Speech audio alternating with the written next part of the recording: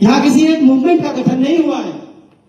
और आप जानते हैं, इतिहास गवाह है इस बात का कि मैं तो आपसे कहूंगा कि जुल्म के साये में जुबां खोलेगा कौन, कि जुल्म के साये में जुबां खोलेगा कौन।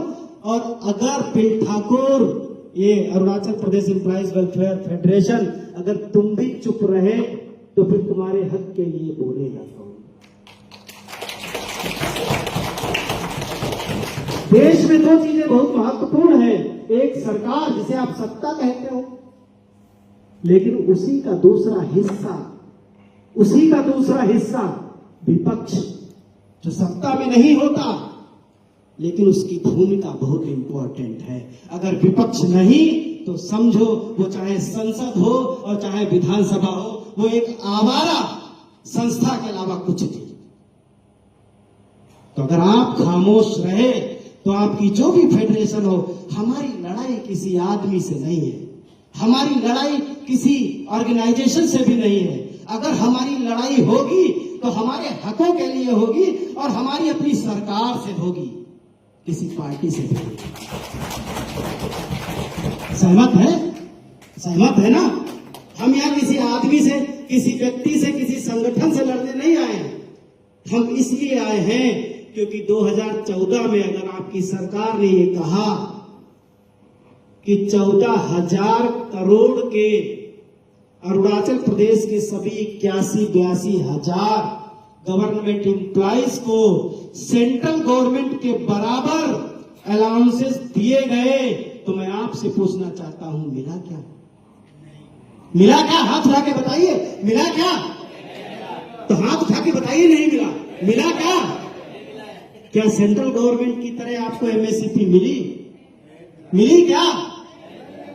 मिली क्या ट्रांसपोर्ट अलाउंस, जब आपका ट्रांसफर होता है तो आपको कभी समय से मिला क्या? हाँ, अच्छा, शर्मा के बताएंगे अरुणाचल वाले। अब मैं समझ गया कि अरुणाचल में एक और खूबसूरती है शर्माने की। ऐसा तो नहीं शर्म के पीछे घबराहट हो।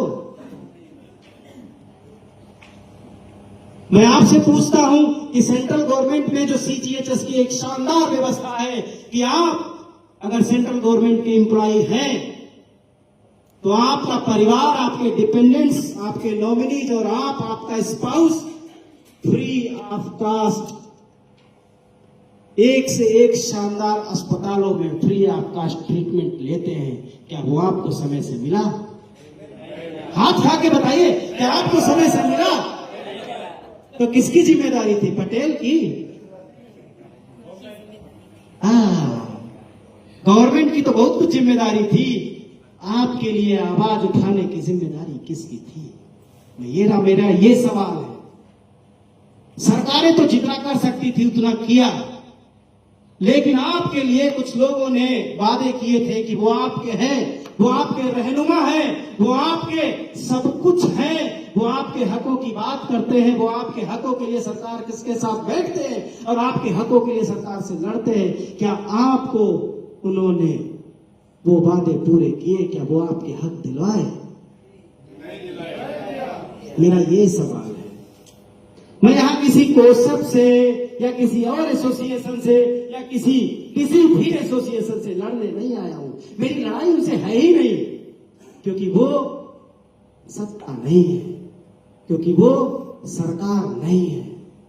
सरकार की गोद में बैठ जाने से कोई सरकार नहीं बन जाता।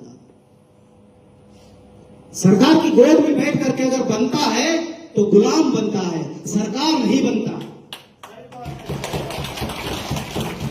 Arunachal Pradesh employees welfare federation इसलिए जरूरी है क्योंकि 2014 से आप 11 साल का वनवास झेल रहे हैं। आप बता दो वनवास कब पूरा होगा? आप नहीं बता सकते तो आप अपने उन तथाकथित रहनुमाओं से पूछ लीजिए कि हमारा वनवास कब खत्म होगा। राम जी का 14 में खत्म हो गया था, पांडवों का कितने साल में खत्म हो गया था? 12 + 1, 12 वर्ष का अज्ञातवास, वो 12 वर्ष का वनवास और 1 वर्ष का अज्ञातवास। तो भैया तुम्हारा भी वहीं तक पहुंच गया है ना। हमारे साथ मीडिया के साथी भी बैठे, इंटेलिजेंस वाले भी बैठे हैं। आपका वनवास कब खत्म होगा? मुद्दा है सवाल कि आप सवाल कब करोगे। हम कुछ करते हैं तो हमसे एक लोगों ने हमें व्हाट्सएप पर लिख करके भेज दिया कि पटेल तुम तो सेंट्रल गवर्नमेंट के नुमाइंदे हो, तुम तो सेंट्रल गवर्नमेंट के रिप्रेजेंटेटिव हो, तुम अरुणाचल प्रदेश के हकों की हितों की बात क्यों कर रहे हो? तो मैंने सिर्फ इतना लिखा, क्योंकि तुम नहीं कर रहे हो, क्योंकि तुम नहीं कर रहे हो, इसलिए मुझे खड़ा होना पड़ा है, इसलिए मुझे 2000 किलोमीटर उड़ के आना पड़ा है। तुम नहीं कर रहे थे तब हम आए थे 2021 में, क्योंकि तुम पेंशन के मुद्दे की बात नहीं कर रहे थे। तुम क्या कर रहे थे ये मुझे नहीं पता है। ये तो मैं यहां आपको एक मंत्र दे के जाता हूं कि अब अगर आपका कोई वो रहनुमा अगर आए तो आप उससे पूछना कि 2021 में जिस बीज को हमने बोया था उस बीज से पेड़ बना कि नहीं।